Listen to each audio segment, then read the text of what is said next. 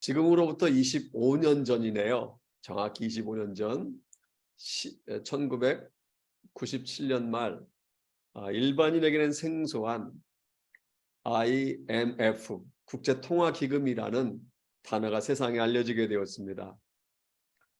당시 저는 신학교를 막 졸업하고 처음으로 전도사로서 담임 교역자로 섬기고 있는데, 제가 섬기고 있던 교회는 유학생이 많았습니다. 전체 교회 가족 중에 3분의 2 이상 유학생이었습니다. 그러다가 한국의 IMF가 터지면서 1달러당 한화가 거의 2배 가깝게 오르게 되자 유학생들이 굉장히 힘들어했습니다. 25년 전 12월 중순이니까 딱 이때쯤입니다. 그때 제가 유학생들에게 한 명 한 명씩 물었습니다. 언제 한국에 들어가니? 그리고 언제 다시 뉴질랜드로 돌아올 예정이니? 그런데 놀랍게도 제가 질문한 유학생 중에 확실하게 다시 뉴질랜드로 돌아오겠다고 대답한 학생이 단 한 명도 없었습니다. 전선이 글쎄요. 엄마가 저도 일단 한국에 들어오래요. 달러가 내리지 않는 이상 다시 뉴질랜드로 돌아오기 힘들 것 같아요. 지금 저희 아버지 회사가 너무 어렵다는데요. 아버지 회사가 이미 은행에 넘어갔대요. 얼마 있잖아 저희 아파트까지 넘어갈 수 있다고 하네요. 대부분 이러한 대답이었습니다. 11월 말이 되자 학생들이 방을 맞아서 하나씩 떠나기 시작했습니다. 시내에서 공항까지 꽤 먼, 거의 30km, 40km가 되는 먼 거리인데, 제가 학생들을 공항에 데려다 주기 위해서 하루에 3번씩 간 적도 많았습니다. 대부분의 학생들이 한국으로 돌아가서 12월 둘째 주일이 되어서 예배를 드리려고 하는데 예배당이 너무 썰렁했습니다. 찬양팀과 성가대가 없어지고 반주자가 없어서 그냥 맨 목소리로 찬양을 드렸습니다. 평상신 예배를 마치고 모든 교우들이 함께 모여 점심을, 애찬을 함께 나누었는데, 그리고 항상 부족했는데 학생들이 돌아간 후에는 내가 정성껏 준비해간 음식들이 다 남았습니다. 새벽 기도회나 수요 예배나 금요 기도회 때 시끌벅적 부르짖어 기도하던 학생들의 소리가 들리지 않았습니다. 문제는 담임 전도사인 제가 영적 침체에 빠지는 것이었습니다. 예수 믿지 않은 유학생들을 전도해서 구원시키고 각종 악기를 가르치고 양육을 시키고 찬양팀을 만들고 제자훈련 시키고 성가대원과 또 주일학교 교사, 한글학교 교사 등으로 세웠는데, 그 학생들이 다 떠나고 나니까 너무 허전했습니다. 두문불출하면서 말씀을 최선을 다해 준비해도 그 설교를 들어줄 학생과 성도가 거의 없었습니다. 새벽 기도에 나가서 설교를 하기 위해서 강대상에 올라서 사랑하는 성도 여러분 하면 아내와 딱 1살 막 지난 둘째 아이밖에 보이지 않았습니다. 그러니까 맥이 풀리곤 했습니다. 새벽 기도에 새벽 기도 시간에 개인 기도 시간에 대해서 기도를 하려고 해도 저의 마음은 답답하기만 했습니다. 내년 초가 되어 유학생들을 전도한 다음에 또 양육해서 교회 일꾼으로 만든다 해도 연말이 되면 또다시 떠날 텐데, 이런 생각이 들자 솔직히 말씀드리면 목회의 회의까지 들었습니다. 목회에 대한 회의가 밀려왔습니다. 겉으로 표현하지 않았기 때문에 교회에 남아있는 한 20여 명의 교우들은 눈치를 채지 못했겠지만 부임한 지 1년 동안 최선을 다해 섬겼던 것이 허망하다는 생각이 들 만큼 깊은 영적 침체에 빠진 것입니다. 모든 것을 놓아버리고 싶었던 마음이 들었습니다. 물론 다음 해가 되어 소수지만 학생들을 하나씩 또 전도를 해서 또 청년들을 또 전도해서 양육하고 또다시 사역을 시작하긴 했습니다. 일반적으로요, 다 그런 건 아니지만 일반적으로 우리는 헤어지는 것을 좋아하지 않습니다. 목회자뿐만 아니라 일반 성도들도, 아니 세상에 있는 불신자들도 헤어지는 것을 그렇게 좋아하지 않습니다. 그런데요, 우리가 기억해야 할 것은 인생은요, 만남과 헤어짐의 연속이라는 사실입니다. 학교에서 친구들 만나서 사귀고 신나게 놀다가 상급학교 진학을 위해서 친구들과 헤어집니다. 군대에 가서 전우들을 만나서 사선을 넘나들며 함께 고생하다가 제대를 하게 되면 전우들과 헤어지게 됩니다. 직장에 가서 직장 상사들과 동료를 만나서 열심히 일을 하다가 피치 못할 사정 혹은 좋은 기회로 다른 직장으로 옮기게 되면 그 상사들과 동료들과 헤어지게 됩니다.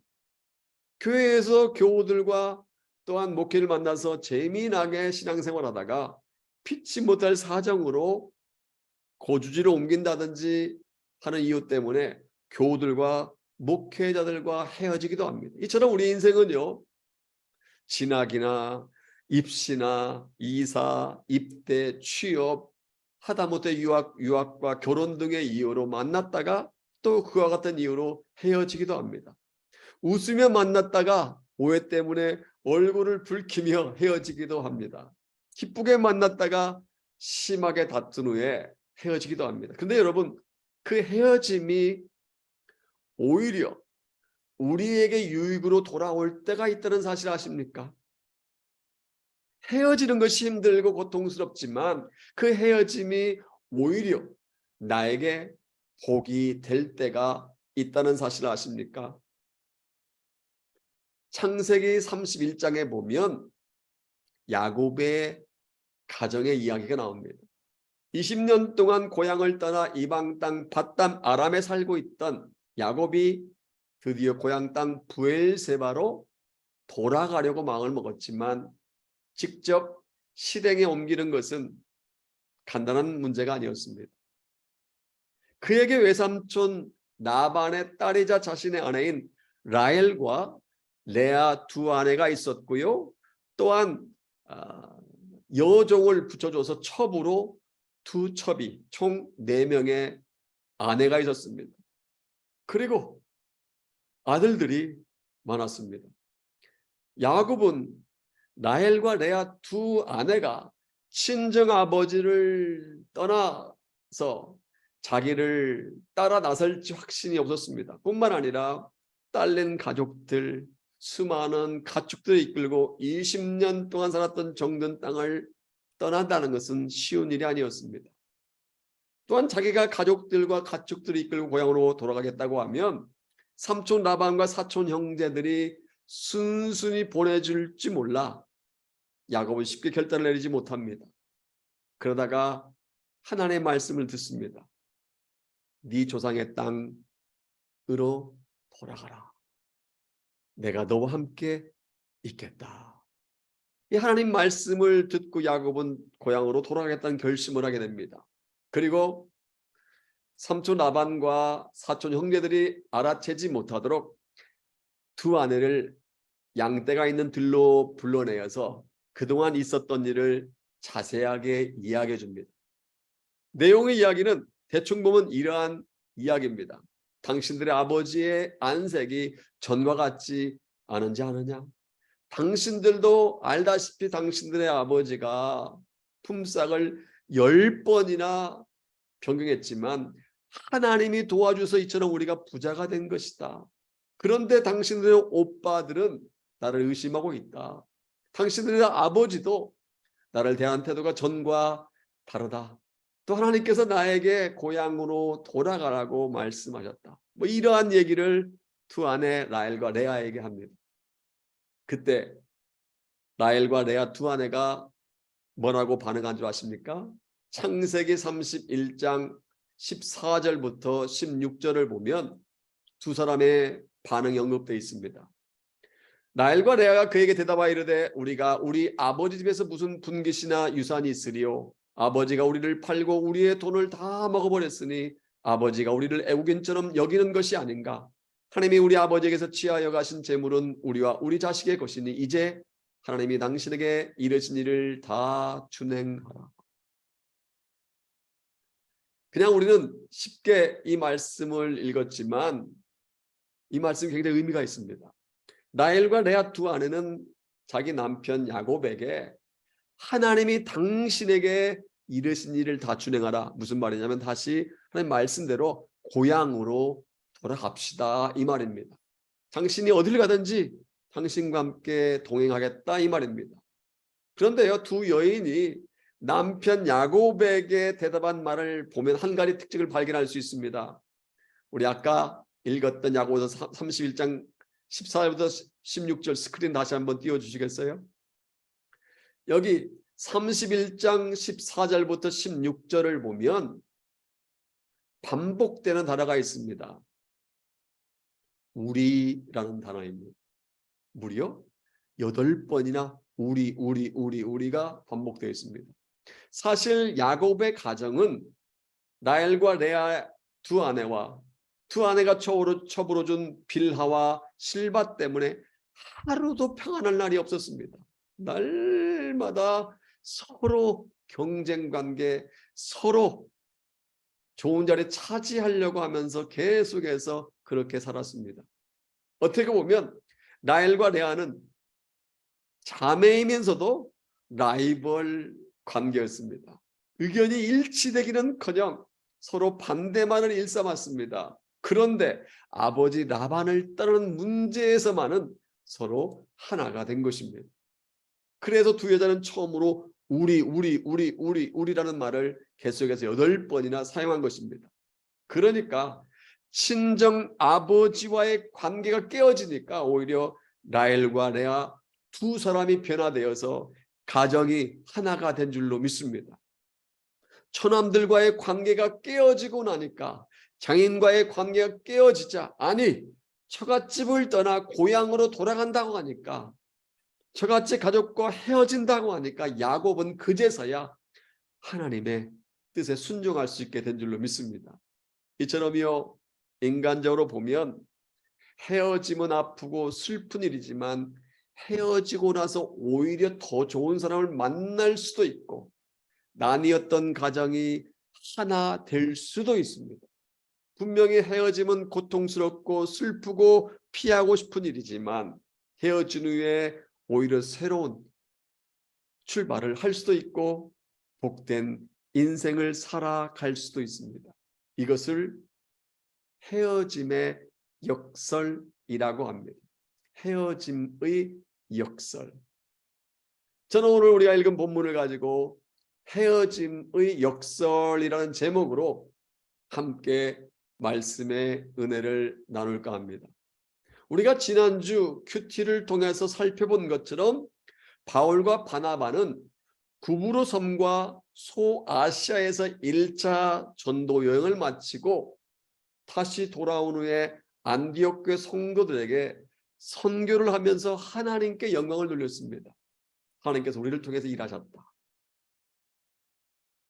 그리고 한동안 두 사도 바울과 바나바는 안디옥에 그대로 머물러 있었습니다. 그런데 어느 날 어떤 사람들이 유대로부터 안디옥으로 내려왔습니다. 지도를 보면 유대 땅 예루살렘은 아래에 있고 안디옥은 훨씬 위에 있지만 성경에서는 항상 예루살렘은 올라간다라고 말하고 다른 지역으로 갈 때는 예루살렘에서 내려간다라고 말합니다. 따라서 어떤 사람들이 유대로부터 안디옥으로 내려왔다라고 할 수 있는 것입니다. 그들은 유대교 출신으로 이미 예수 믿고 구원을 받았지만 율법을 중요시하면서 구원받았어도 예수 믿고 크리스찬이 되었어도 모세 율법대로 할례를 받아야만이 구원을 받는다. 이방인들이 예수 믿고 구원받았다 할지라도 할례를 받아야 진짜 구원을 받는 것이라는 주장을 하고 다녔습니다.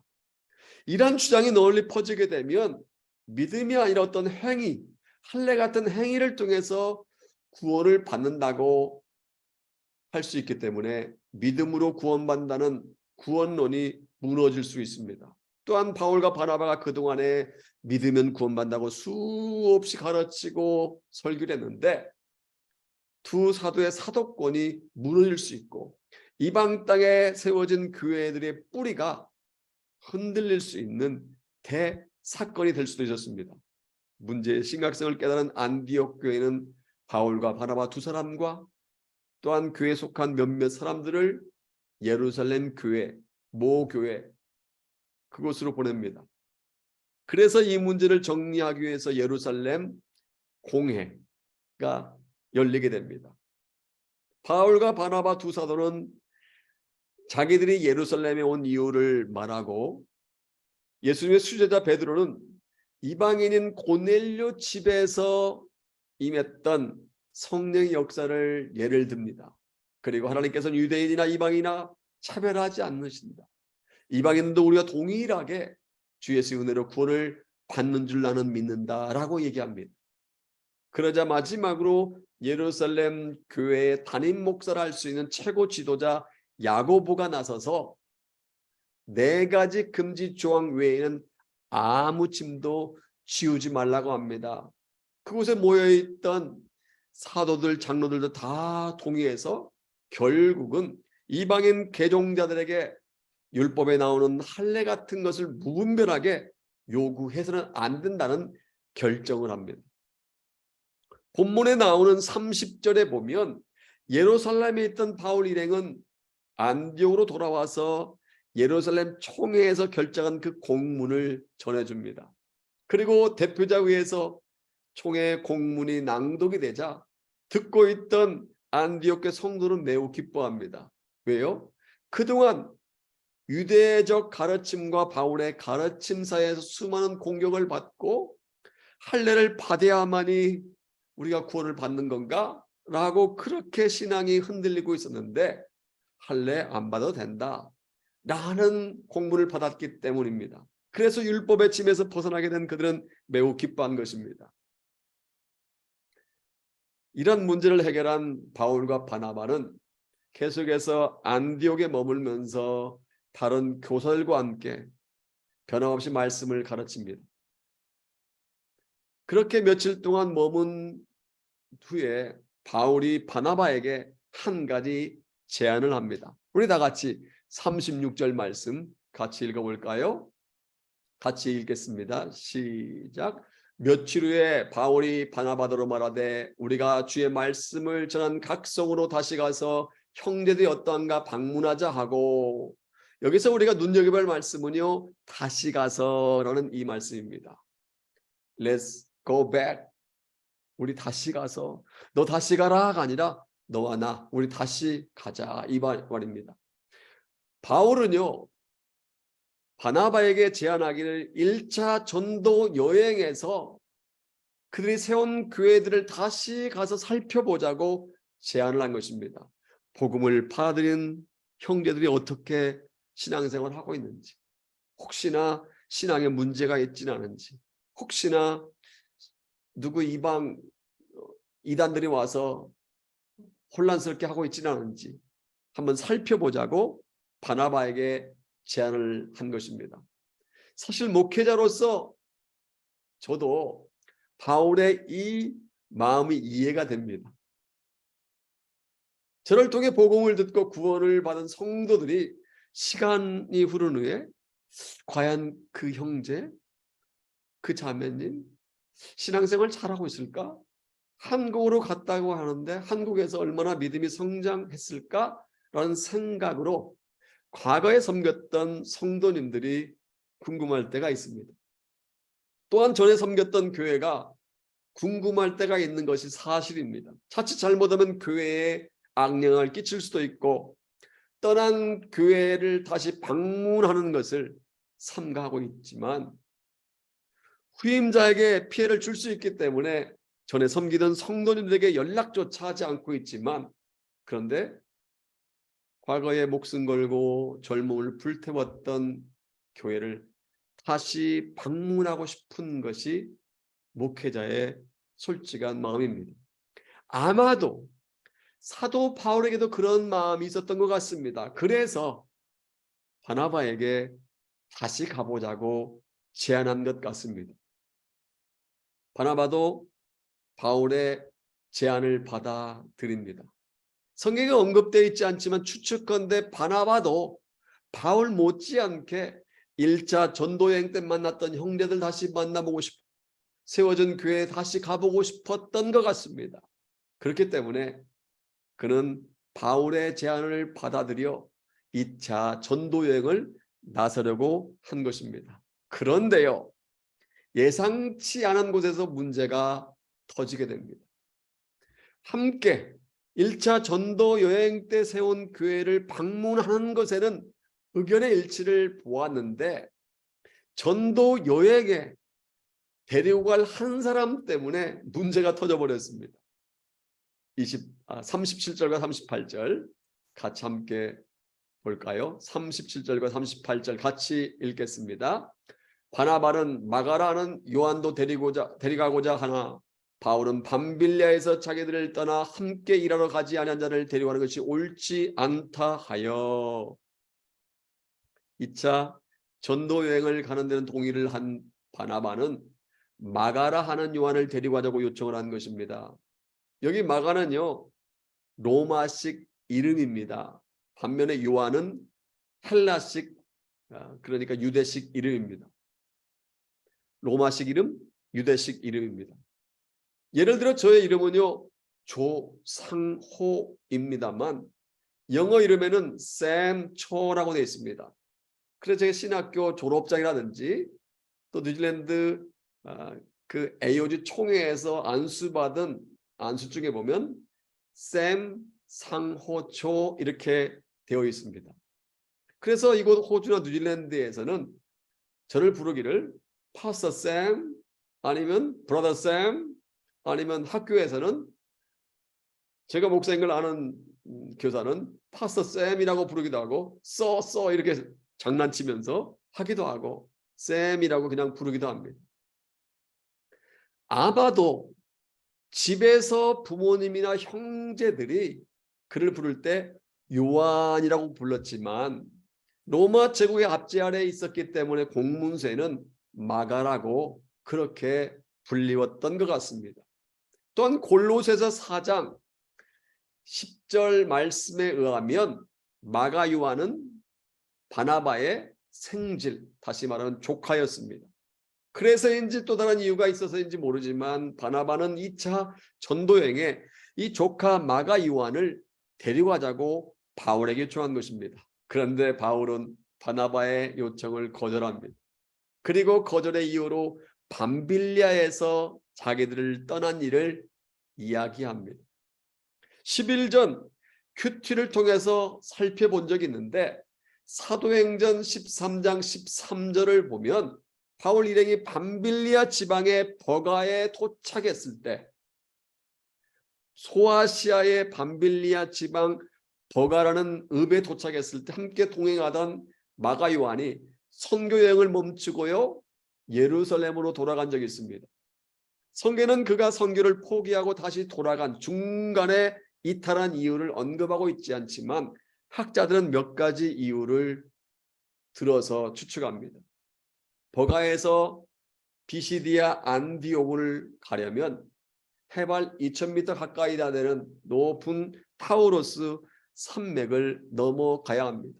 요즘과 달리 당시에는 강도들이 들끓고 있는 지역을 그것도 높은 산맥을 넘으려면 목숨을 건 여정이라고도 할 수 있습니다. 거기다가 마가 요한의 다락방에서 120명이나 많은 사람들이 무려 10일 동안 기도할 정도로 그의 집은 대저택이었습니다. 추측컨대 그는 부잣집 중에 부잣집의 아들이었습니다. 그는 힘든 일을 겪지 않고 곱게 자랐던 것 같습니다. 그는 덜컥 삼촌 바나바를 따라 선교 여행에 동참했다가 앞에 놓여있는 큰 커다란 타우로스 산맥을 보고 겁을 먹었던 것 같습니다. 구경 삼아 경험 삼아 따라 나서긴 했지만 이거 선교가 장난이 아니구나. 이거 전도 이거 잘못하면 죽을 수도 있겠는데 라는 생각이 들었던 것 같습니다. 그래서 그는 여러 가지 이유로 다시 중도의 선교를 포기하고 고향인 자기 집이 있는 예루살렘으로 돌아간 것입니다. 이유가 어떻든지 간에 바울과 바나바가 이제 다시 2차 선교 여행을 출발할 때 이 삼촌 바나바가 중간에 포기했던 마가 요한을 데리고 가자고 요청한 것입니다. 그러나 바울은 밤빌레에서 있었던 중간에 돌아갔던 일을 이야기하며 단칼에 거절합니다. 그러니까 조카에게 다시 한번 기회를 주려고 하는 바나바의 애정과 이미 선교를 포기하고 돌아간 자와의 동행을 단칼에 거절한 바울의 거절이 서로 충돌한 것입니다. 한쪽에서는 데리고 가자, 한쪽에서는 데리고 가면 안 된다. 그러다 보면 어떻게 되겠습니까? 두 사람의 주장이 충돌하면 결론은 뻔합니다. 다 같이 39절 같이 읽겠습니다. 서로 심히 다투어 피차 갈라서니 바나바는 마가를 데리고 배 타고 구브로로 가고, 바울과 바나바 두 사람이 어떻게 했습니까? 다투었는데 그냥 다툰 게 아니에요. 심히 다투었습니다. 이건 굉장히 보기 힘든 장면입니다. 우리가 알다시피 이 바나바의 본명은 요셉입니다. 그런데 그가 교회 안에 가난한 사람들 돕고 많이 섬기고 위로하는 것을 보고 사도들이 그를 위로의 아들, 격려의 아들이라는 의미로 그의 이름을 요셉에서 바나바로 바꾸어 주었습니다. 그는 격려와 위로를 잘하는 사람이었습니다. 뿐만 아닙니다. 다메섹으로 가는 도중 주님을 만난 그리고 변화된 바울을 아무도 믿어주지 않고 의심하는 상황에서 바나바는 바울을 데리고 사도들에게 갔습니다. 사도행전 10장 27절에서 말씀하고 있는 것처럼 바나바는 데리고 와서 바울을 데리고 와서 바울의 일어난 일을 자세히 설명하고 그를 변호해 준 사람입니다. 그리고 예루살렘 교인들이 바울을 믿게 해주었고 형제로 받아들이게 해주었고 바울로 하여금 예루살렘 교회를 마음대로 출입할 수 있게 되었고 담대히 예수 이름을 전할 수 있게 하는 결정적인 역할을 한 사람이 바로 이 바나바입니다. 뿐만이 아닙니다. 사도행전 11장 24절을 보면 그는 성령과 믿음이 충만했을 뿐만 아니라 착한 사람이다. He was a good man이라고 됐습니다. good man. 착한 사람이다. 다시 말해 인격적으로 좋은 성품을 가지고 있었다는 것입니다. 그래서 얼마나 그의 인격이 훌륭했던지 그의 행동과 그의 삶과 그 인격을 보고 감동을 받아 안동에는 많은 사람들이 주님을 믿기로 작정했던 것입니다. 이만큼 흠잡을 데가 없는 사도 바나바였습니다. 그렇다고 사도 바울이 시정잡혀같이 별 볼 일 없는 사람입니까? 아닙니다. 바울도요 바나바와 비교해서 떨어지지 않을 만큼 뛰어난 사람이었습니다. 사도행전 13장 9절을 보면 성령으로 충만한 바울이 마술사 엘루마를 향해서 네가 맹인이 되어 얼마 동안 해를 보지 못하리라고 외치자 그의 눈이 어두워서 앞을 보지 못하게 할 만큼 그런 능력 있는 사도였습니다. 사도행전 14장 9절과 10절에서 말씀하는 것처럼 바울은 루스드라에서 나면서부터 걷지 못하는 안진뱅이를 향해 네 발로 바로 일어서라 라고 외치자 그 사람이 곧바로 일어난 것처럼 많은 표적과 기사를 행한 사도였습니다. 그런데 오늘 본문 39절에 보면 이렇게 훌륭한 바울과 바나바 두 사도가 서로 다툰 것입니다. 그냥 한두 마디하고 다툰 것이 아니라 심하게 다툰 것입니다. 여기서 우리가 알 수 있는 것이 하나 있습니다. 성령에 충만한 사람도 다툴 수 있다는 것을 알 수 있습니다. 믿음에 충만한 사람도 다툴 수 있다는 것을 알 수 있습니다. 인격적으로 훌륭한 성품을 가진 사람도 의견이 갈라질 수 있고 또 심하게 다툴 수 있다는 것입니다. 본문으로 다시 돌아와서 바나바와 바울과 바나바가 심하게 다투다가 결국에는 서로 갈라서게 됩니다. 39절 하반절을 보면 바나바는 원래의 생각대로 조카인 마가 요한을 데리고 배를 타고 구부로 섬으로 가게 됩니다. 그러면 바나바와 심하게 다툰 후 갈라선 바울은 어떻게 했을까요? 40절과 41절 말씀 같이 보겠습니다. 같이 읽겠습니다. 바울은 신라를 택한 후에 형제들에게 주의 은혜의 부탁함을 받고 떠나 수리아와 길리기아로 다니며 교회들을 견고하게 하니라. 영어성에 보니까 but Paul chose Silas. but 그런데 사도 바울은 신라를 추수했다, 선택했다 이 말입니다. 그리고 안디옥 성도들의 환송과 축복을 받으며 2차 전도 여행을 떠나게 됩니다. 바나바와 마가 요한은 배를 타고 구부로 섬으로 갔지만 바울과 실라는 육로를 통해서 북상해서 수리아와 길리기아 지방을 다니면서 1차 전도 여행 때 세워진 교회를 신방하면서 격려하며 힘을 붙돋아 줍니다. 본문은 여기서 끝나지만 고린도 전서 9장 6절 말씀을 보면 나중에 바울과 바나바가 서로 화해했던 것 같습니다. 그렇기 때문에 바울이 고린도 성도에게 편지할 때 어찌 나와 바나바가 일하지 않을 권리가 있겠느냐라고 언급한 것입니다. 또 디모데후서 4장 11절에서 말씀한 것처럼 사도 바울은 디모데에게 마가 요한을 데리고 오라고 부탁했습니다. 그 이유가 무엇일까요? 그 이유는 He is helpful to me. 그가 나에게 매우 유익했기 때문에 너가 올 때 디모데야 꼭 마가 요한을 데리고 와라 라고 말한 것입니다.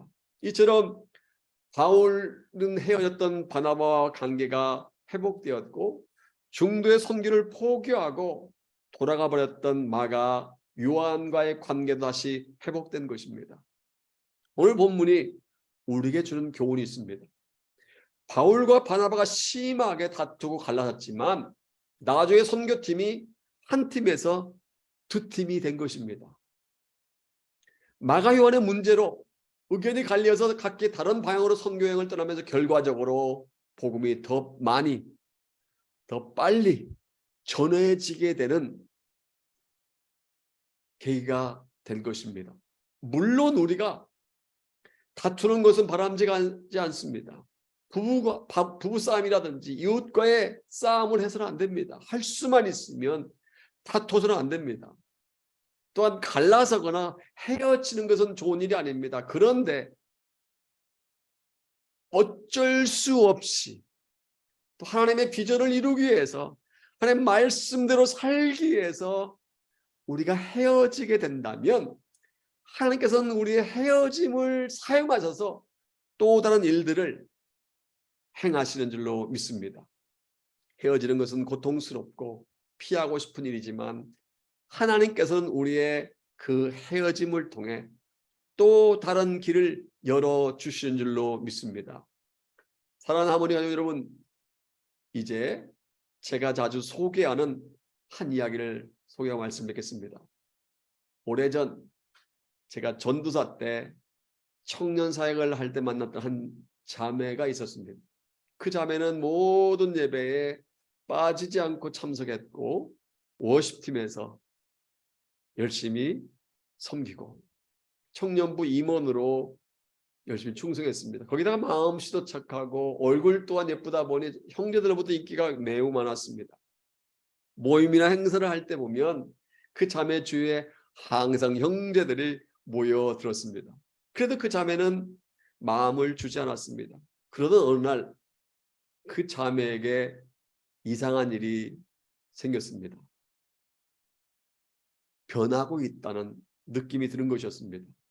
앞자리에 앉아서 예배를 드리던 자매가 예배 때 제일 뒷자리로 앉게 되고 청년 모임에 누구보다도 빨리 왔던 자매가 늦게 오고 모임이 끝나면 어디론가 급하게 나가는 것이었습니다. 임원 모임에도 자주 빠지는 등 뭔가 그 자매 신상에 변화가 있다는 것을 느꼈습니다. 그래서 제가 그 자매와 친한 다른 청년에게 이유를 물어봤습니다.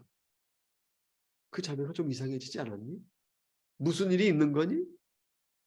그랬더니 그 청년이 이렇게 말한 것이었습니다. 전사님, 미혼 자매에게 변화가 나타나면 뻔한 거 아니겠습니까? 남자친구가 생기거나 아니면 남자친구가 헤어지거나 둘 중에 하나가 아니겠습니까? 하면서 웃는 것이었습니다. 그 자매에게 남자친구가 생겼다는 것입니다. 남자친구와 연애에 빠져 데이트하느라 평소에 보이지 않던 모습이 나타난 것입니다. 그 자매는 수개월 동안 남자친구와 사귀었고 청년부에서 그 자매의 모습을 다시 보는 것은 쉽지가 않았습니다. 그런데 수개월이 지난 후에 그 자매에게 또 다른 변화가 나타났습니다. 마치 구경하듯이 예배 뒷자리에 앉아있던 그 자매가 어느 날 앞자리에 앉아 예배를 드린 것이었습니다. 청년부 모임에 늦게 나타나던 그 자매가 일찍 나타나게 되고 모임이 끝나면 어디로 급하게 달려가던 자매가 모임이 끝난 후에도 뒷정리와 마무리까지 열심히 하는 것이었습니다. 금요 기도에 나와서 울고 불고 눈물로 기도하는 등 식었던 믿음이 회복되고 살았던 열심이 다시 생기는 것이었습니다. 제가 그 자매와 친한 청년에게 또다시 그 이유를 물었습니다. 그 자매가 정상으로 돌아오지 않았니? 옛날처럼 열심을 내고 있는데 무슨 일이 있는 거니? 그랬더니 그 청년이 또다시 웃으면서 이렇게 말하는 것이었습니다. 전사님, 지난번에 말씀드렸잖아요. 미혼 자매에게 변화가 나타나면 뻔한 것 아니겠습니까? 남자친구가 생기거나 아니면 남자친구와 헤어지거나 둘 중에 하나가 아니겠습니까? 알고 보니 수개월 동안 사귀고 있던 남자친구와 헤어졌다는 것입니다. 사귀던 남자친구와 관계가 깨어졌다는 것입니다. 그리고 나서 한동안 그 자매가 굉장히 힘들어했지만 아이러니하게도 식었던 주님에 대한 사랑이 그 자매에게 다시 회복된 것입니다. 남자친구로부터 이별 통보를 받고 속상해서 한동안 힘들어했지만 남자친구 헤어지고 나서 오히려 더 좋은 형제를 만났습니다. 그리고 세월이 흐른 후에 결혼하고 지금은 뉴질랜드에 있는 어느 교회 사모가 되어서 멋지게 쓰임받고 있습니다. 제가 전도사 때 만났던 자매인데 지금은 그 자매가 교회 사모가 되어서 멋지게 쓰임받고 있습니다. 이것을 헤어짐의 유익, 헤어짐의 역설이라고 합니다. 물론 우리가 할 수만 있으면 다투지 않아야 하고 앞서 말씀드린 것처럼 할 수만 있으면 헤어지지 말아야 됩니다. 그런데 본의 아니게 위대한 두사도 바울과 바나바처럼 우리도 친구와 심하게 다툴 수도 있고 이웃과 서로 등을 돌릴 수도 있고 동업자 이해 관계 때문에 갈라설 때도 있습니다. 왜냐하면 우리는 완전한 사람이 아니기 때문입니다. 여러분 기억하십시오. 하나님의 사람은 처음도 좋아야 하지만 끝도 좋아야 하는 줄로 믿습니다. 만나는 것도 잘 해야 하지만 헤어지는 것도 잘 해야 할 줄로 믿습니다.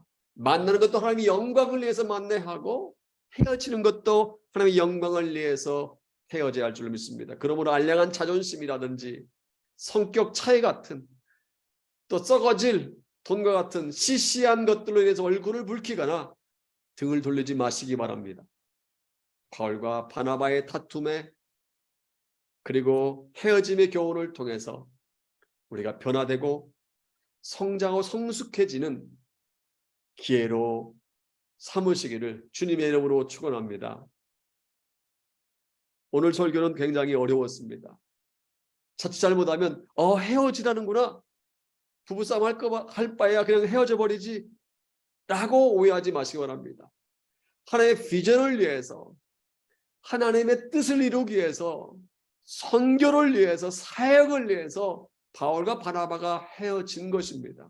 그런데 하나님께서 그 헤어짐을 선용하셔서 선교팀을 두 팀으로 만들게 하시고 더 귀한 사역을 감당케 해주신 것입니다. 만약 진리의 말씀을 수호하기 위해서 주신 사명을 감당하기 위해서 누군가와 불가피하게 헤어지게 되더라도 모든 것을 합력해서 선을 이루시는 하나님의 말씀을 믿으시기를 주님의 이름으로 축복합니다.